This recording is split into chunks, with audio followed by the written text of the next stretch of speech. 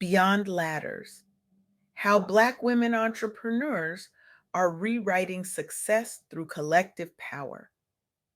Good morning, everyone. Thank you for being here today.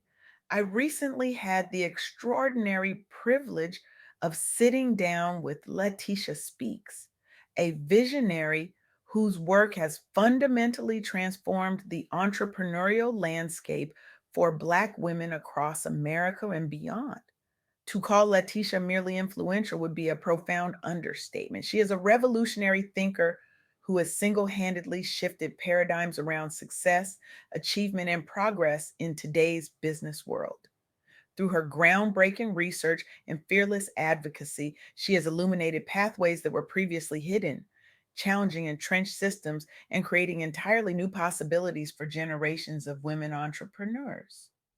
What makes Letitia's work so powerful isn't just her brilliant analysis, it's her lived experience combined with an almost prophetic ability to see beyond current realities to what could be.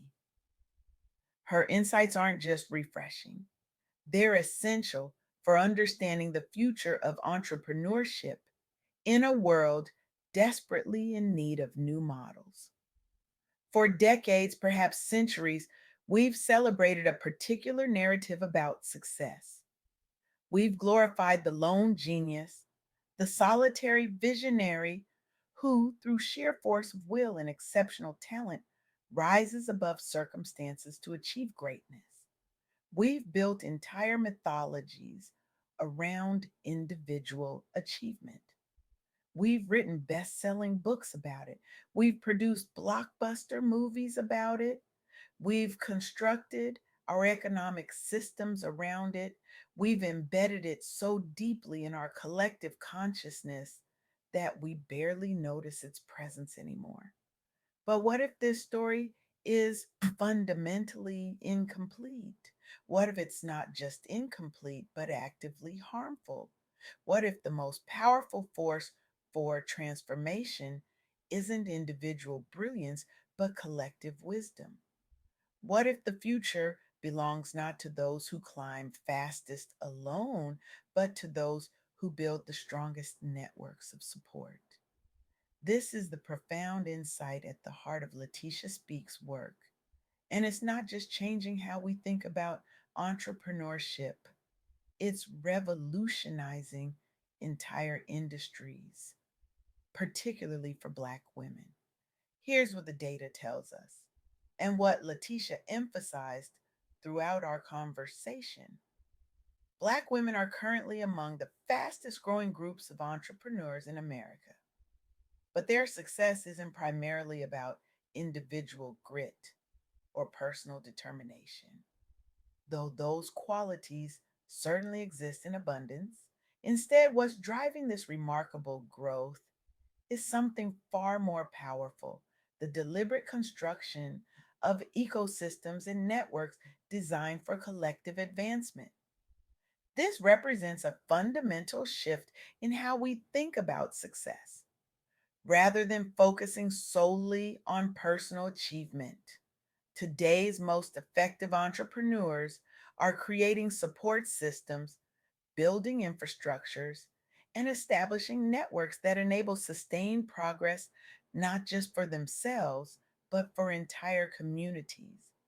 The old story said, climb the ladder yourself, then maybe reach back to help others.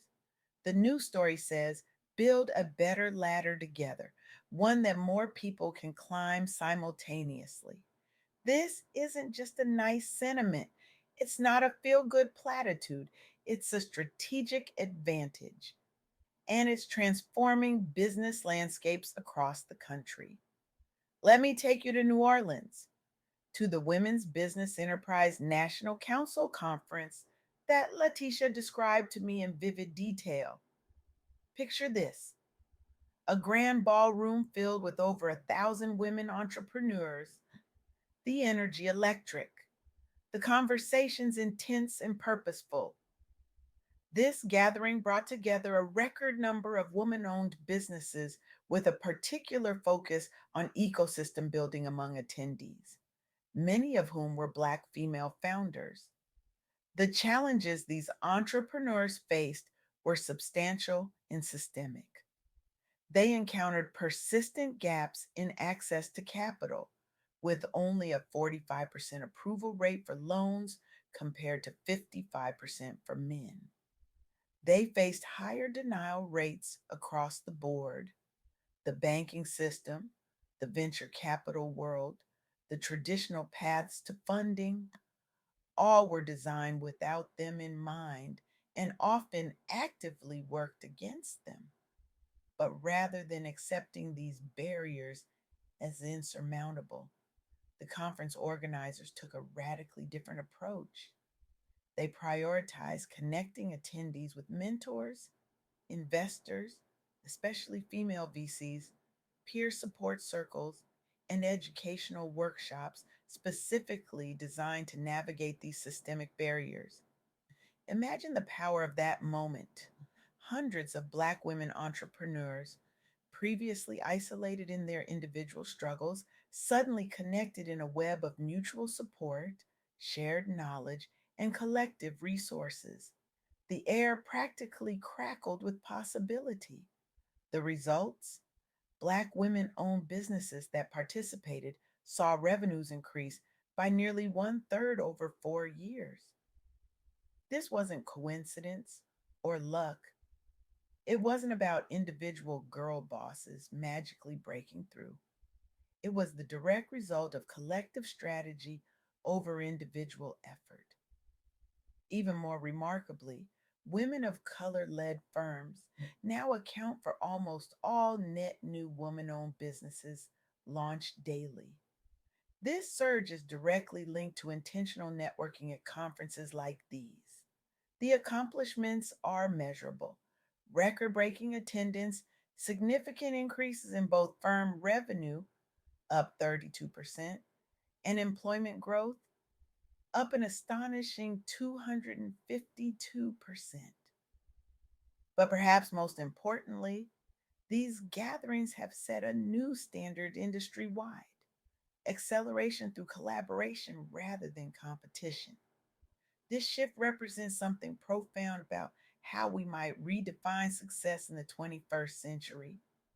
For too long, we've operated under the assumption that achievement is a zero sum game, that for me to win, someone else must lose. But what Latisha Speaks research reveals is that the most sustainable forms of success come not from outcompeting others, but from creating environments where more people can succeed together. This isn't just true domestically, it's a global phenomenon. Consider what happened when Gray, a global banking platform, launched an equity free grant program supporting nearly 2,000 applications from woman led startups worldwide, with significant representation from Nigeria. This initiative provided resources specifically designed for financial inclusion across borders. The challenges these entrepreneurs faced were substantial: limited access to borderless banking solutions and few grant opportunities tailored toward underrepresented demographics like African or diaspora based Black female founders. Gray's solution was elegant and powerful: equity free micro grants paired with mentorship programs that enabled winners not only to scale, but also to connect internationally with other entrepreneurs facing similar challenges. The outcomes were remarkable. Winners leveraged these grants into rapid scaling efforts, including cross border expansion, and built stronger digital infrastructure thanks to Gray's platform integration. What makes this case particularly instructive is that Gray recognized how traditional financial products often excluded non Western founders.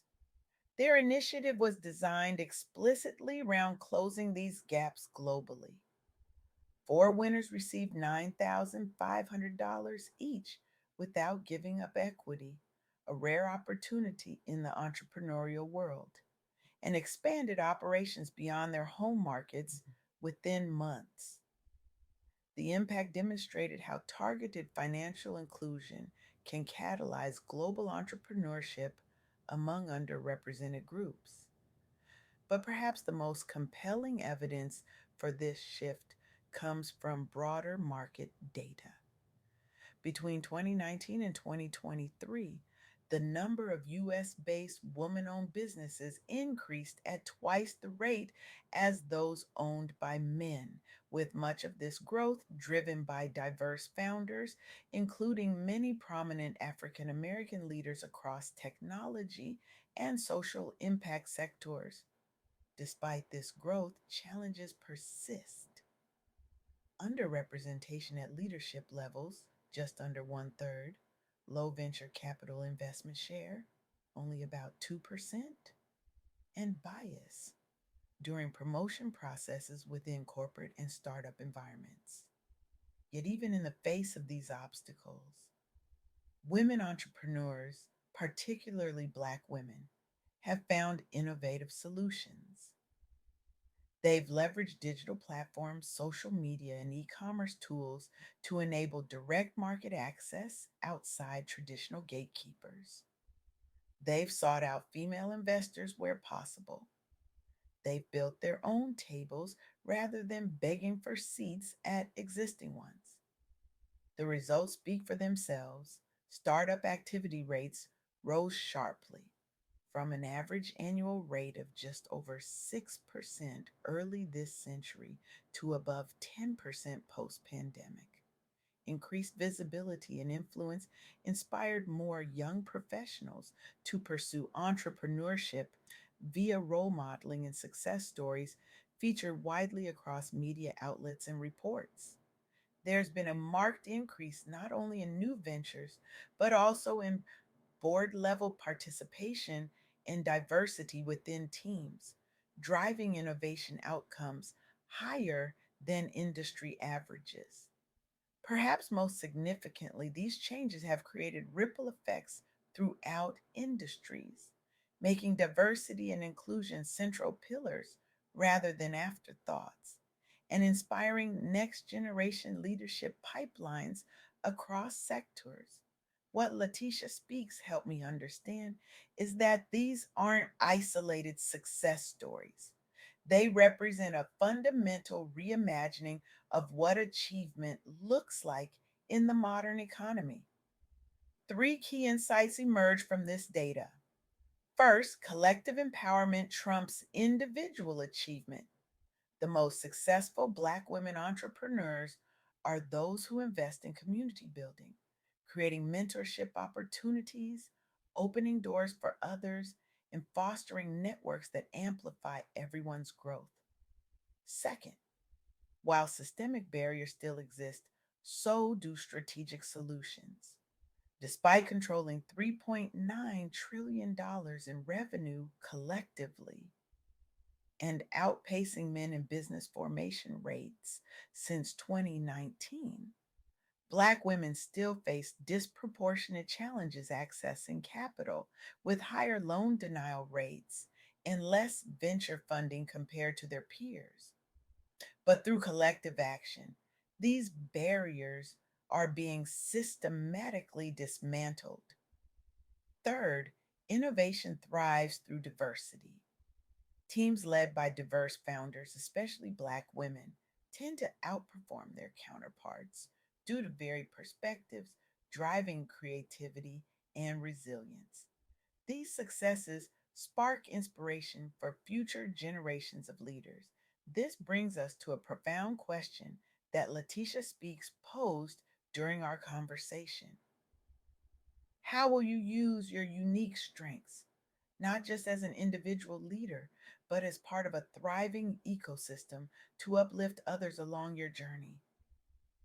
What bold step can you take this week toward building bridges instead of climbing ladders alone? Because here's what we now know to be true: the old model of success, the lone genius fighting against all odds, isn't just incomplete, it's inefficient, it's destructive, it leaves too much human potential untapped. It creates winners and losers when we could be creating communities of achievement. The new model, the one being pioneered by Black women entrepreneurs across the country and around the world, recognizes that our greatest achievements come not from separating ourselves from others, but from connecting with them, not from hoarding resources, but from sharing them, not from building walls, but from opening doors. This isn't just a nice idea, it's a powerful strategy, and it's working. As Latisha Speaks so eloquently put it during our conversation, when we shift from seeing success as a scarce resource to seeing it as something that multiplies when shared, everything changes. Our metrics change, our methods change, our impact changes. I stand before you today with a challenge, one that could transform not just your career, but our entire economic landscape. Reject the myth of the solitary hero. Embrace the power of collective advancement. Tomorrow, reach out to three people in your network who might benefit from your knowledge, your connections, your resources. The week after that, create a space, virtual or physical, where others in your field can gather to share insights and build relationships. Within a month, identify a systemic barrier in your industry and gather a coalition to address it together. This isn't charity. This isn't a nice to have. This is the future of innovation, of entrepreneurship, of economic growth itself. The data is clear. The examples are compelling. The path forward is illuminated by the brilliant work of Latisha Speaks and countless Black women entrepreneurs who understood this truth long before the rest of us caught up. The question isn't whether collective advancement works. The evidence is overwhelming that it does. The question is whether we have the courage to abandon our outdated myths of individual heroism and embrace this more powerful model of success. Because in the end, the most powerful question isn't how high can I climb, but how many can I lift? Thank you